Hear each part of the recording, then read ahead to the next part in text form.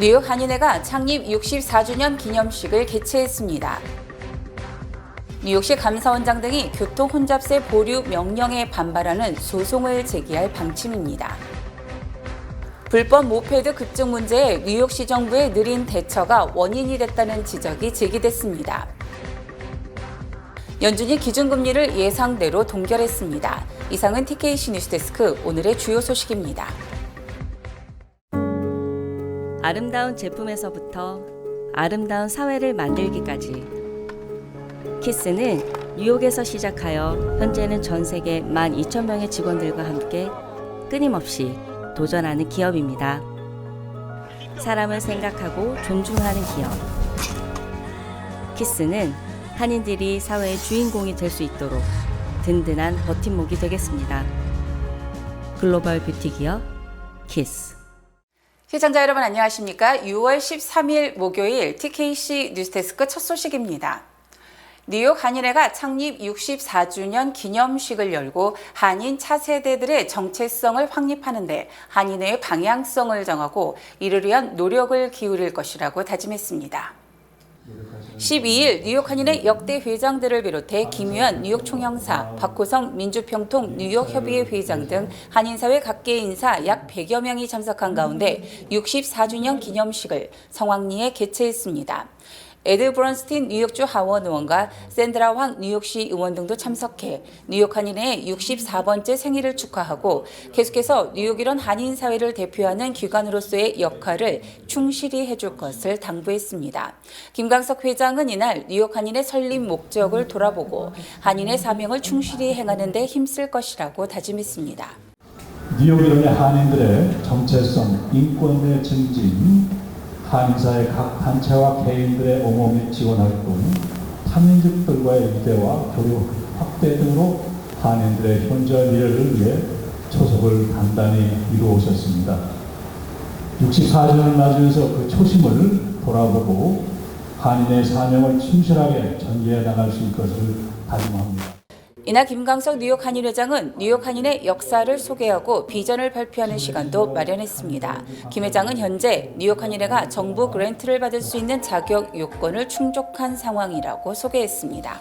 그리고 미 정부로부터 그랜트나 컨트랙을 할 수 있는 자격 퀄리피케이션을 저희가 마쳤고 그것을 확보해서 차후 우리가 건물을 수리하거나 프로그램을 개발할 때 대정부의 어떤 그 그랜트나 컨트랙을 할 수 있는 그런 준비를 마치고 있습니다. 앞으로 향후 1년 동안 이 점에 대해서 강화하고 다음에 우리가 업무가 지속되는 한인회 그리고 많은 분들이 참여해서 한인회로 확대 발전하도록 노력하겠습니다.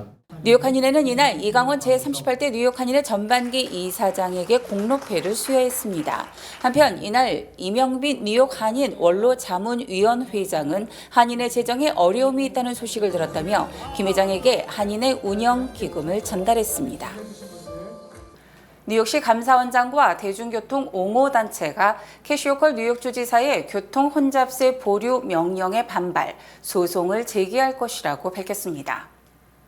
브래드 랜더 뉴욕시 감사원장과 대중교통 옹호단체는 어제 기자회견을 갖고 캐시 호컬 주지사의 갑작스런 교통 혼잡세 보류 명령은 불법적이며 다수의 뉴욕 주민들에게 피해를 끼치는 결정이라고 주장했습니다.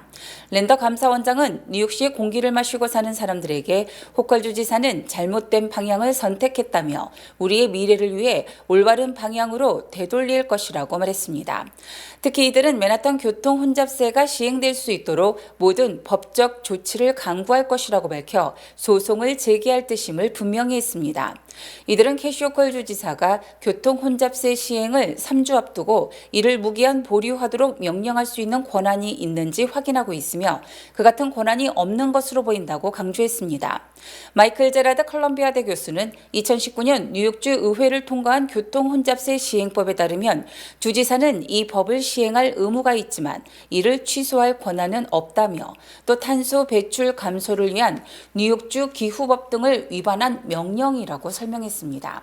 이에 대해 호컬 주지사는 교통혼잡세 시행을 취소한 것이 아니라 일시적으로 보류한 것이라고 해명했지만 제라드 교수는 무기한 보류 결정의 실질적 여파는 취소와 동일하다고 반박했습니다. 전기자전거 배럴이로 인한 치명적인 화재와 모페드를 이용한 범죄가 뉴욕시의 심각한 문제로 지적돼 왔습니다.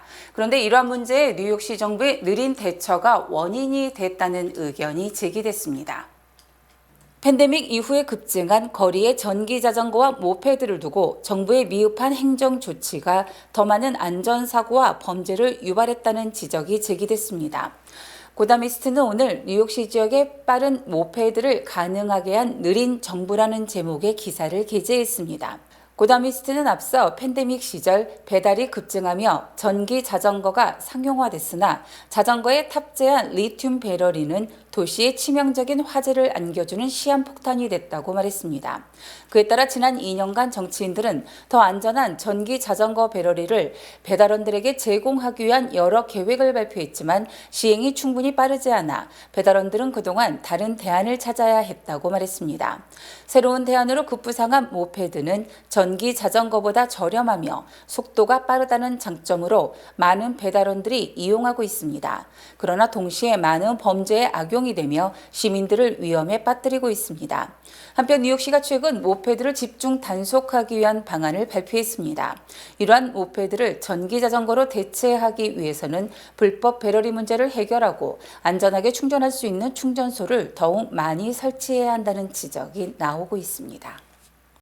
연준이 어제 시장 예상대로 다시 기준 금리를 동결했지만 제롬 파월 연준 의장이 최근 인플레이션 지표에 진전이 있었다고 밝혀 시장은 결국 연준이 금리를 내릴 것이라는 기대가 커지고 있습니다.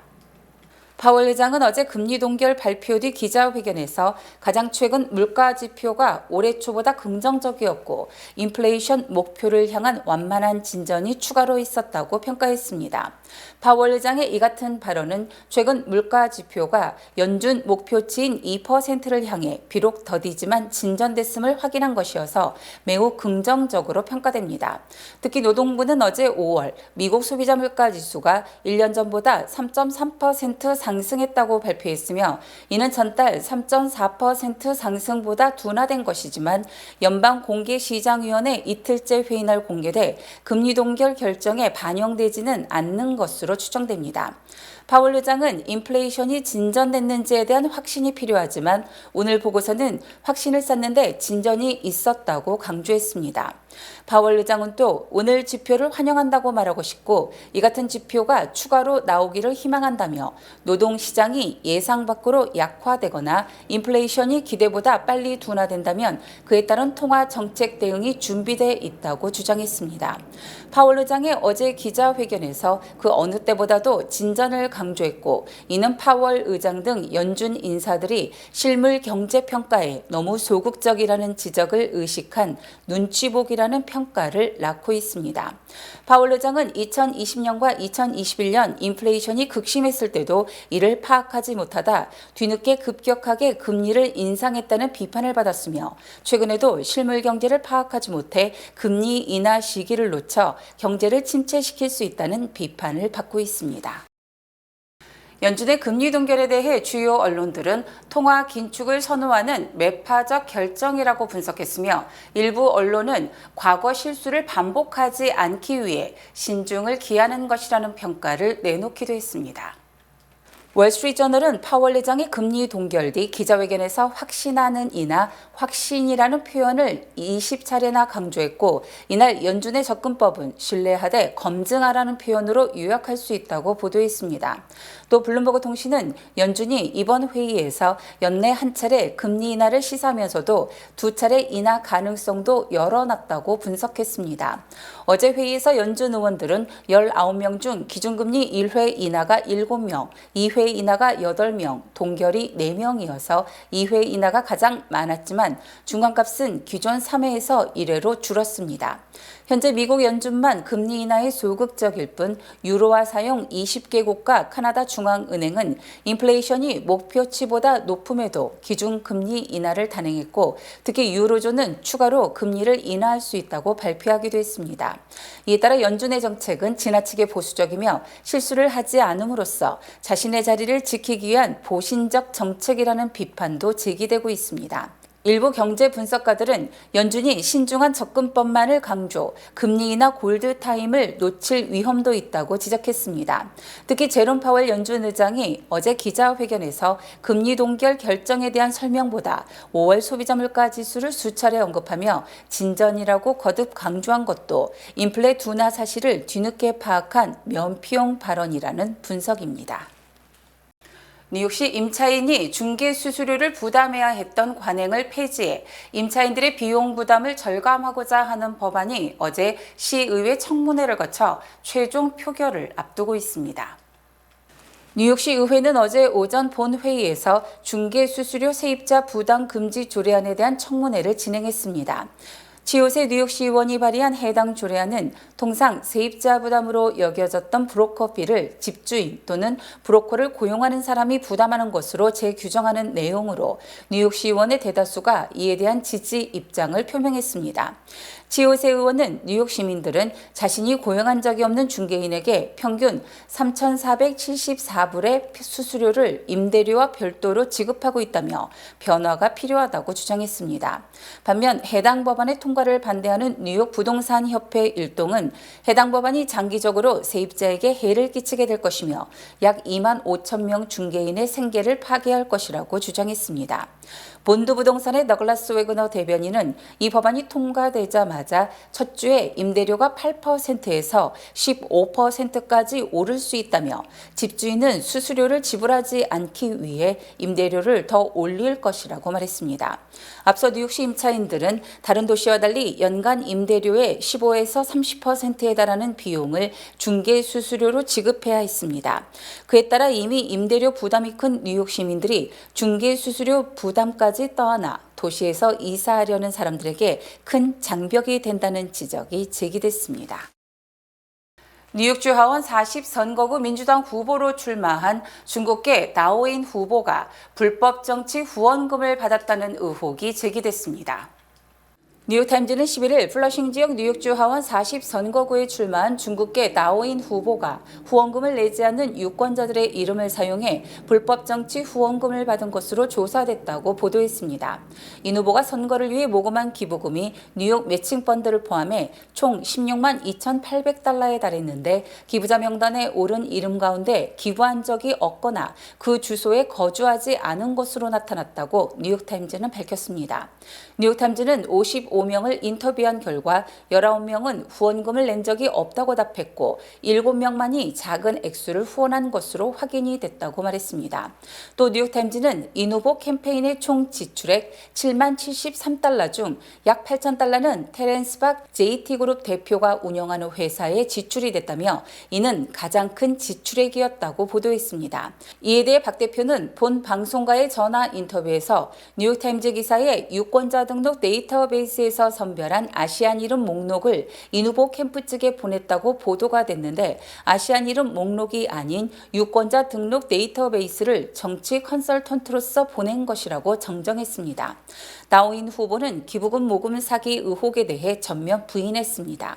한편 뉴욕주 하원 40선거구는 현재 한인 란킴 뉴욕주 하원 의원이 7선에 도전하는 선거구이며 나오인 앤디 첸 등의 후보들이 출마했습니다.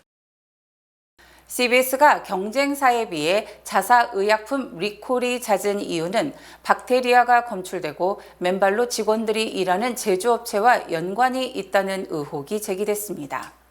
블룸버그 통신은 지난 10일 CBS가 지난 10년 동안 제조 문제가 있던 업체 최소 15곳과 계약을 맺었다고 밝혔습니다.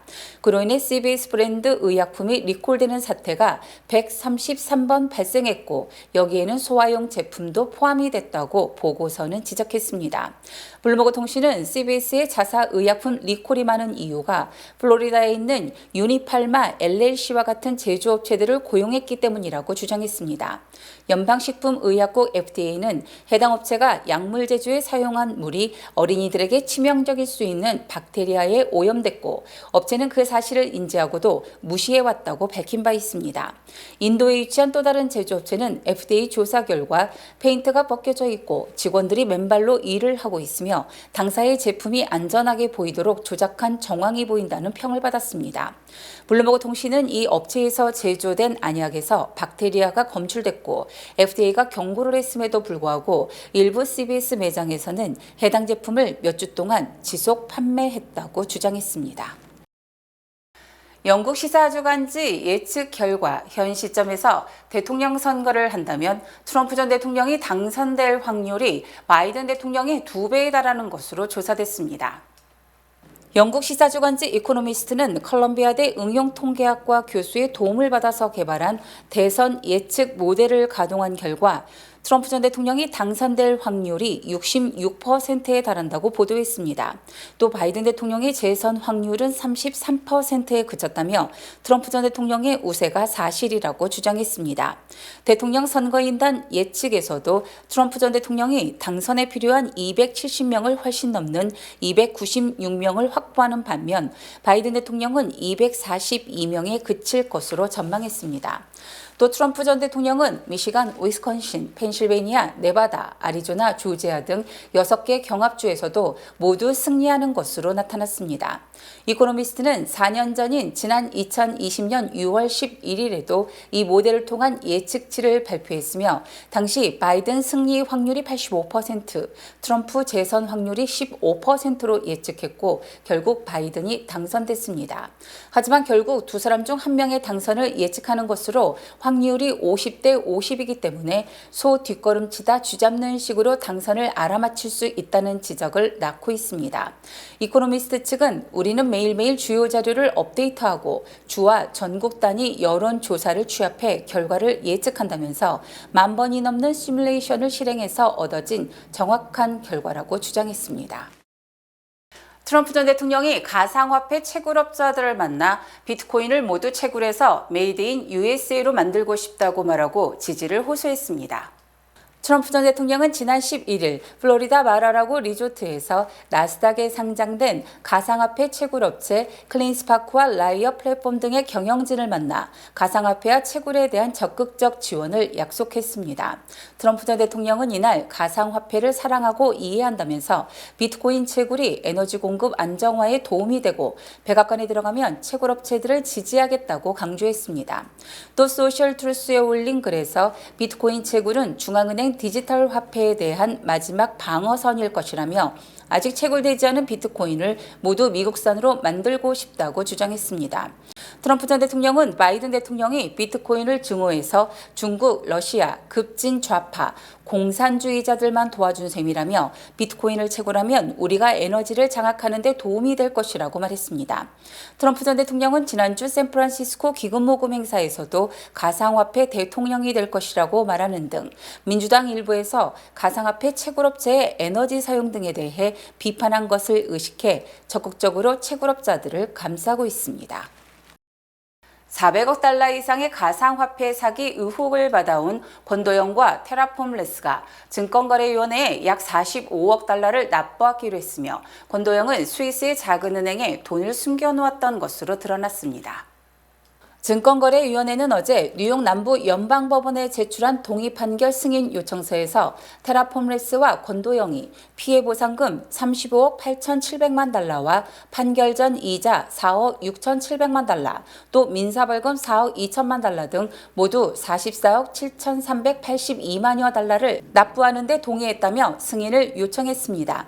특히 이 납부 동의액 중 권도영은 피해보상금 1억 1천만 달러와 판결 전 이자 1,432만 달러, 그리고 민사벌금 8천만 달러 등 2억 432만 달러를 자진 납부하기로 했습니다. 증권거래위원회는 동의 판결 승인 요청서와 함께 테라폼레스의 동의서, 권도영의 동의서도 증거로 제출했습니다. 이 같은 벌금 납부 동의액은 당초 증권거래위원회가 제안한 52억 6천만 달러보다는 약 8억 달러 적은 것이지만 권 씨 측이 최소 45억 달러 이상의 거액을 숨겨놓은 것이 드러난 셈입니다. 특히 동의 판결 요청서에 따르면 권도영은 스위스 쭈리히의 시그넘뱅크에 계좌를 가지고 있는 것으로 드러났으며 최종 판결 30일 이내에 이 계좌에서 230만 달러를 인출, 납부하기로 한 것으로 드러났습니다. 스위스의 시그넘뱅크는 자산이 40억 달러에 불과한 소형 은행으로 권 씨는 UBS 등 스위스 대형 은행에 돈을 숨길 경우 사법당국에 발각될 가능성이 크다고 보고 이 작은 은행을 택한 것으로 추정됩니다. 권 씨는 사실상 자신 소유인 루나 파운데이션 카드 명의의 가상화폐, 또 지난 2021년 5월 18일 트라이벌 인베스트에서 인수한 피스 토큰 등이 약 1억 9,800만 달러에 달해 이를 모두 납부하기로 했습니다. 여름철이 다가오면서 휴양지인 하와이로 관광객들이 몰리고 있는 가운데 하와이 당국이 범죄 예방에 나섰습니다. 호놀룰루 경찰국은 지난 8일 소셜미디어를 통해 해변을 찾는 이들에게 물놀이 할 때도 귀중품을 소지할 것을 당부했습니다. 경찰국은 바닷가를 찾는 분들은 귀중품을 모래에 두지 말고 방수 가방을 사용하라고 강조했습니다. 호놀룰루 경찰에 따르면 하와이의 가장 유명한 관광지인 와이키키 해변에선 지난 4월에만 160건의 도난 사건이 발생했습니다. 한편 하와이 사업경제개발관광부에 따르면 지난 3월 미국 서부와 동부에서만 84만 3,519명이 하와이를 찾은 것으로 집계됐습니다. 본 프로그램은 뱅크 오브 호프 프로모 플러스 CD와 함께합니다. 똑똑하게 모을수록 착착 쌓이는 저축. 희망과 함께라면 가능합니다. 지금 이자율을 고정하세요. 자세한 내용은 가까운 지점에 문의하세요. 주요 단신 전해드립니다. 공화당이 주도하는 연방 하원이 트럼프 전 대통령 성추행 입막음 사건 수사 검사들을 청문회에 부른 데 이어서 메릭 갈런드 법무장관을 의회 모독으로 고발하기로 했습니다. 전략국제문제연구소가 G7 강화 방안을 담은 보고서에서 한국과 호주를 포함해 G9으로 확대해야 한다고 권고했으며 윤석열 대통령이 노벨상 후보로 거론된다고 밝히는 등 친한국적인 보고서를 잇따라 발표하고 있습니다. 미국 성인 중 절반에 가까운 46%가 전기차가 아직 비싸고 배터리 성능은 미흡하며 충전소가 부족하기 때문에 전기차를 살 계획이 없다고 밝혔습니다. 이민자 인권단체인 시민자유연맹 등이 바이든 대통령의 불법 입국자 망명 제한 명령에 대해 망명법 위반이라며 워싱턴 DC 연방법원에 연방정부를 상대로 소송을 제기했습니다. 애플의 브랜드 가치가 사상 처음으로 1조 달러를 넘어서면서 3년 연속 가장 가치 있는 브랜드로 평가됐고 AI 반도체로 폭등한 엔비디아가 브랜드 가치 6위에 올랐습니다. 테슬라 최고 경영자 일론 머스크가 인턴과 성관계를 가진 뒤 임원으로 승진시켰다는 사실이 드러난 가운데 스페이스X의 전 직원들이 직장 내 성차별과 성추행 등의 혐의로 머스크를 상대로 소송을 제기했습니다. 울부짖는 고양이로 알려진 개인 투자자 38세 키스질이 페니 주식으로 알려진 게임스탑 주식에 5만 3천 달러를 투자해 5년 만에 2억 8,900만 달러로 5,500배 늘어난 것으로 확인됐습니다. 돈나무 언니로 잘 알려진 캐시우드의 자산 운용사가 테슬라의 주가가 5년 뒤 15배 오를 것이라는 전망을 제기해 캐시우드의 물타기 작전이라는 의혹이 제기되고 있습니다. 날씨 전해드립니다. 금요일인 내일은 대체로 맑은 가운데 오후부터 흐려져 비가 내리는 곳이 있겠습니다. 내일 낮 최고 기온은 83도, 밤 최저 기온은 66도입니다. 해 뜨는 시각은 오전 5시 23분, 해 지는 시각은 오후 8시 27분입니다.